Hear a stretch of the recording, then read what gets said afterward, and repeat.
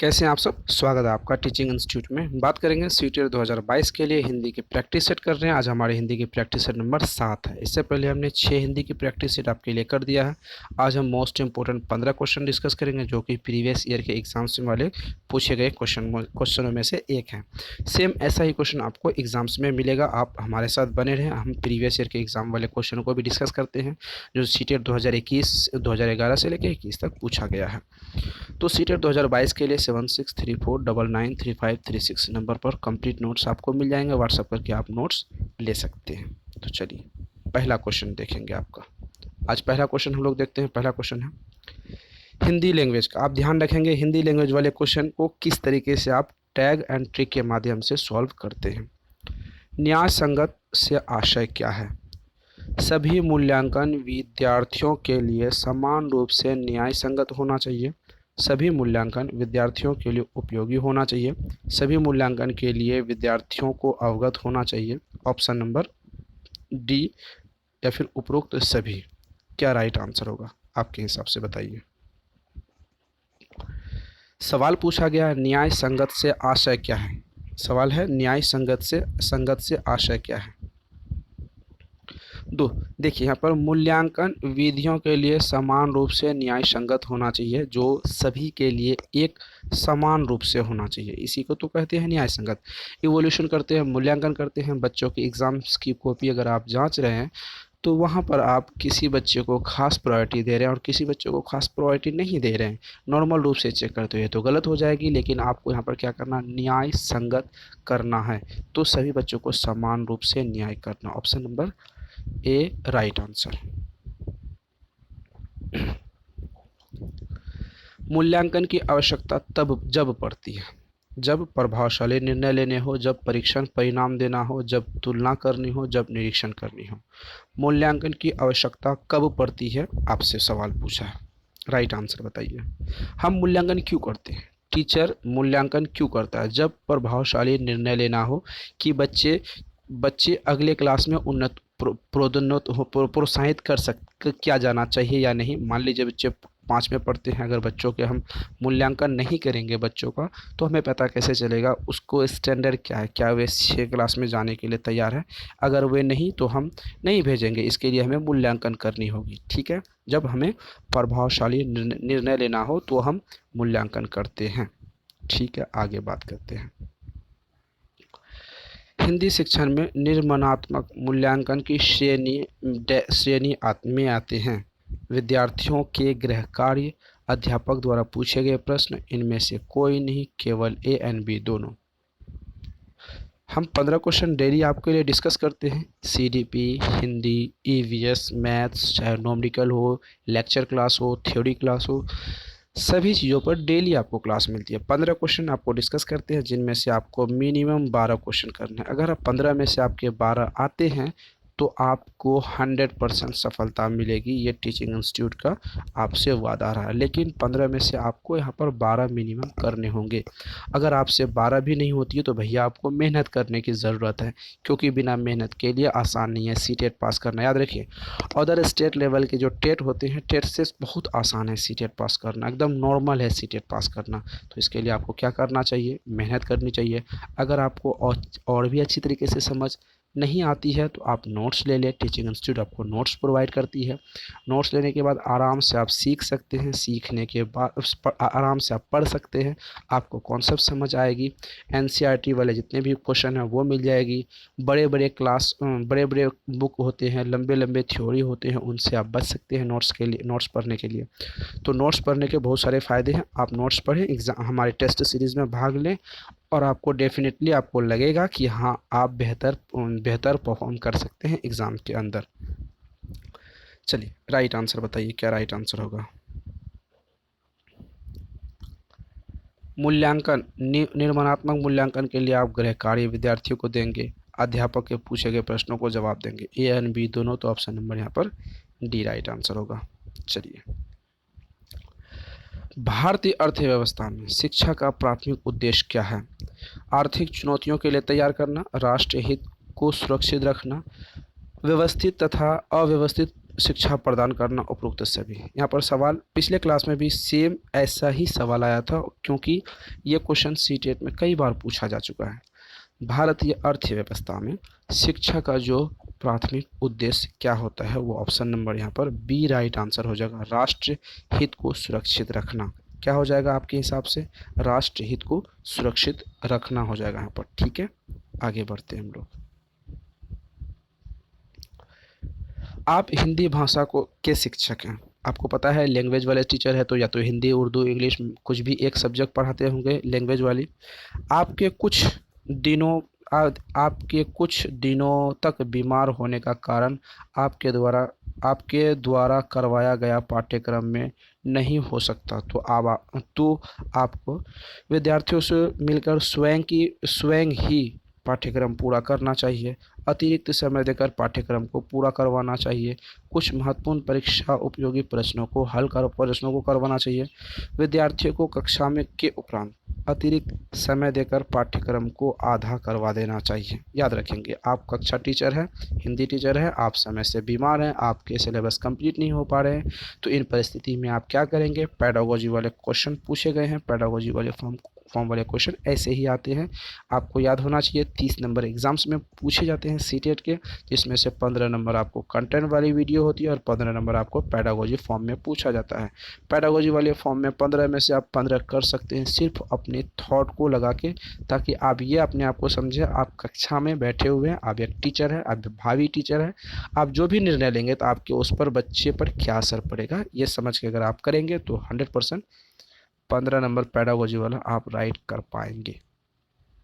चलिए इसका right answer बताइए। अतिरिक्त समय देकर पाठ्यक्रम को पूर्ण करेंगे। आप आधा नहीं छोड़ सकते, कभी भी आधा नहीं करवा सकते, याद रखेंगे, ये गलत हो जाएगा। ठीक है, ऐसा नहीं किसी पे परीक्षा की तैयारी करवाना, ये भी गलत हो जाएगा। खुद पूरा अतिरिक्त समय देकर पूरा करेंगे, ये आपकी जिम्मेदारी है सिलेबस कंप्लीट करने की। हिंदी भाषा शिक्षण हो या अन्य भाषा शिक्षण, सभी में पाठ्यक्रम निर्माण के लिए किस बात को मुख्य रूप से ध्यान में रखा जाता है? विद्यालय को, कक्षा शिक्षक को, विद्यार्थी को, विषय वस्तु को? याद रखेंगे, विद्यार्थियों को। क्या होगा? विद्यार्थियों को। कैसे? एक सेकेंड। हिंदी भाषा शिक्षण हो या अन्य भाषा शिक्षण, सभी पाठ्यक्रम का निर्माण के लिए किस बात को? पाठ्यक्रम का निर्माण, जब सिलेबस का निर्माण करेंगे तो विषय वस्तु को। अगर सिलेबस में कुछ ऐड करना हो तो विद्यार्थियों के द्वारा, अगर यहाँ पर सिलेबस को कंप्लीट करना हो, सिलेबस को कंप्लीट पाठ्यक्रम का निर्माण करना हो तो विषय वस्तु द्वारा। आप किस लेवल पे यानी किस सब्जेक्ट की तैयारी करवा रहे हैं, किस टॉपिक से करवा रहे हैं और किस बच्चे को करवा रहे हैं, ये इंपॉर्टेंट रखता है आपके लिए, याद रखेंगे। चलिए आगे की तरफ बढ़ते हैं।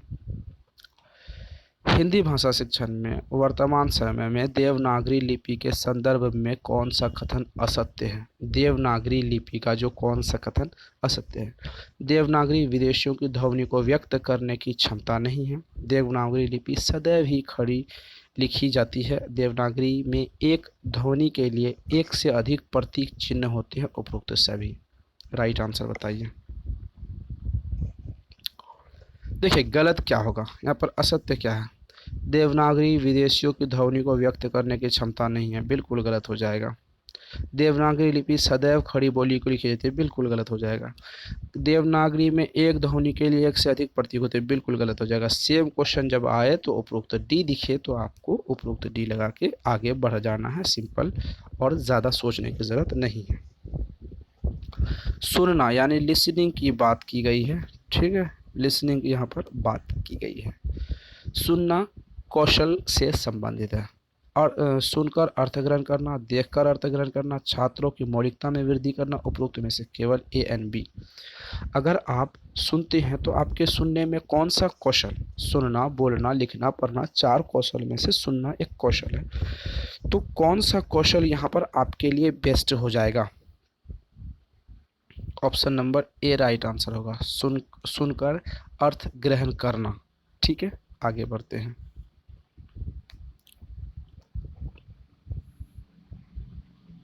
श्रवण कौशल द्वारा विद्यार्थी का कौन सा अन्य कौशल विकसित होता है? वाचन एवं लेखन कौशल, भाषा कौशल, मौखिक कौशल, भाषाई कौशल।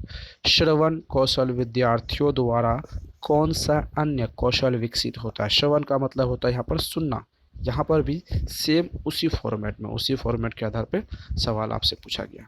तो राइट आंसर बताइए। श्रवण, जब आप सुनते हैं विद्यार्थियों कौन सा और अन्य कौशल विकसित हो, जब आप सुनते हैं सुनने के साथ साथ कौन सा और दूसरा नया और सा कौन सा कौशल विकसित होता है। वाचन कौशल, जब सुनते हैं तो अच्छी तरीके से फिर उसी चीज़ को बोल पाते हैं।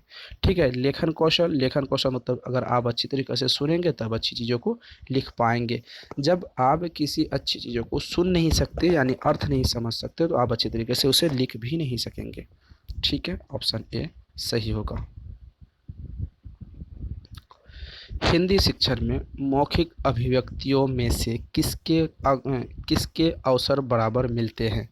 अनुकरण और अभ्यास के, पठन और लेखन के, व्याख्यान और भाषा प्रतियोगिता के, रचना और निर्माण के। राइट आंसर बताइए।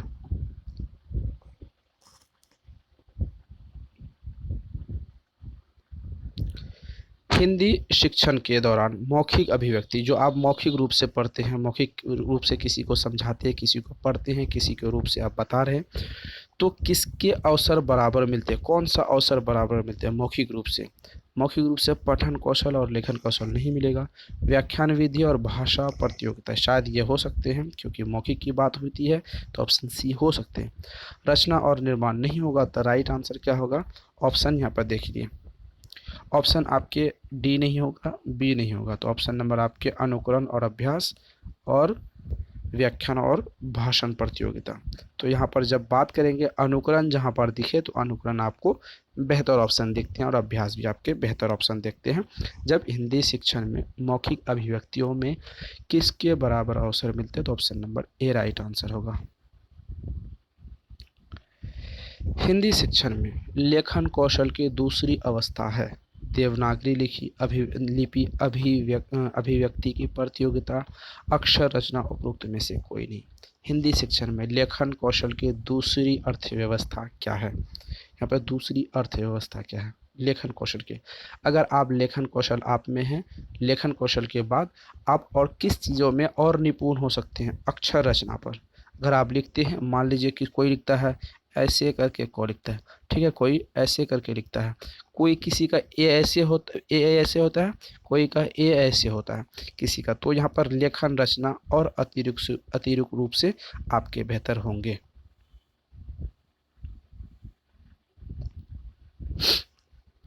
उच्च स्तरीय कक्षा में वाद विवाद प्रतियोगिता करवाते समय एक भाषा शिक्षक को किन बातों पर ध्यान रखना अति आवश्यक है। पैडागोजी वाले क्वेश्चन आप कैसे सॉल्व कर सकते हैं, ट्रिक एंड टैगवर्ड के माध्यम से। चलिए, उच्च स्तर यानी 6 to 8 की बात हो रही है, 9 to 10 की बात यहाँ पर हो रही है। ठीक है, वाद विवाद यानी डिस्कशन की प्रतियोगिता कर रहे हैं बच्चों के साथ। आप एक शिक्षक है, भाषा शिक्षक है, तो आपको वहाँ पर किन बातों पर बहुत अत्यधिक ध्यान रखना होगा। विद्यार्थियों को वाद विवाद के विषय में जानकारी पहले दे दी जानी चाहिए ताकि वो अच्छी तरीके से डिस्कस कर सकें। विद्यार्थियों को विषय के अनुसार नहीं होना चाहिए। विद्यार्थियों के द्वारा वाद विवाद के समय एक दूसरे से प्रति ईर्ष्या की भावना उत्पन्न नहीं होनी चाहिए। इनमें से कोई नहीं। चलिए, सबसे पहले आप इसका राइट आंसर समझिए, उसके बारे में बात करते हैं। अगर विद्यार्थी में वाद विवाद करवा रहे, डिस्कशन करवा रहे, तो विषय की जानकारी आप पहले देंगे, तभी तो आप बच्चे उस टॉपिक पर, उस सब्जेक्ट पर, उस थ्योरी पर बारीकी से, डिटेल से समझकर अपनी बातों को, चर्चाओं को आगे बढ़ाएंगे। तो ऑप्शन ए सही होगा। तो यहाँ पर विषय के अनुसार नहीं होगा तो बच्चे क्या फालतू के बातें करेंगे, गलत हो जाएगा। वाद विवाद में ईर्ष्या की भावना उत्पन्न हो, जब ईर्ष्या की भावना उत्पन्न नहीं होगी तो वाद विवाद यानी डिस्कशन नहीं हो पाएगा। चलिए, आगे की तरफ हम लोग बढ़ते हैं। लेखन शिक्षण का उद्देश्य है विद्यार्थी को शुद्ध वर्तनी लिखना, विद्यार्थियों का पाठ्य सुलेख लेख लिखना, विद्यार्थियों का विराम चिन्हों का प्रयोग यथोचित करना, उपरोक्त सभी। राइट आंसर बताइए। जब बच्चा लेखन कौशल कर रहा, लिखने की कला को विकसित कर रहा, तो आपके ऑप्शन ए सही होंगे, बी सही, सी सही एवं सी सभी सही होंगे, तो option number D right answer होंगे।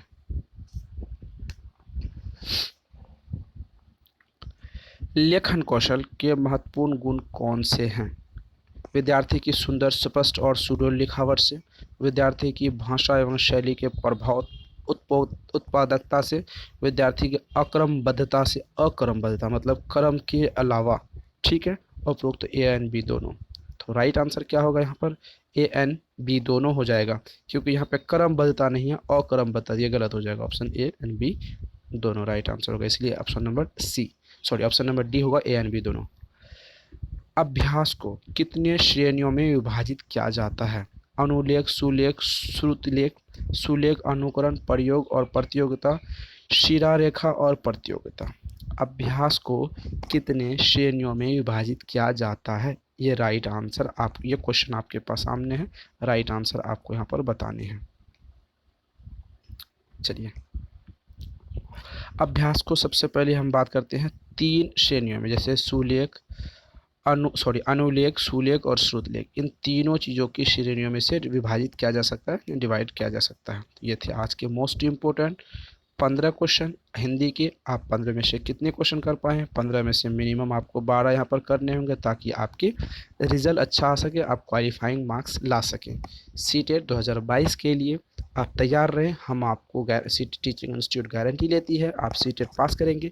इसके लिए आपको हमारे साथ बने रहना चाहिए, टीचिंग इंस्टीट्यूट को सब्सक्राइब करके दोस्तों के साथ वीडियो को ज़रूर शेयर करेंगे, बेल आइकन को प्रेस कीजिए, वीडियो को लाइक एंड शेयर ज़रूर कीजिए। सीटेट 2022 के लिए कंप्लीट नोट्स 7634993536 नंबर पर व्हाट्सअप करेंगे और व्हाट्सअप करके कंप्लीट नोट्स लेंगे, ताकि आपके ऑल सब्जेक्ट की जो तैयारी हो जाए, एक स्टेप और बेहतर रूप से हो जाए। आप जो तैयारी करेंगे वो पहले से और पूर्ण रूप से बेहतर हो जाए। चलिए, तो ये थी आज की हमारी क्लास। आपको क्लास कैसी लगी कमेंट सेक्शन में ज़रूर बताइएगा। इस वीडियो के डिस्क्रिप्शन बॉक्स में प्लेलिस्ट मिल जाएगी आपको लेक्चर क्लास की, लेक्चर क्लास आप अटेंड कर सकते हैं, या फिर आप व्हाट्सएप ग्रुप में हमने बनाया उसमें आप ज्वाइन हो सकते हैं सीटेट 2022 के लिए। तो फिर मिलते हैं अगली वीडियो में। Thank you.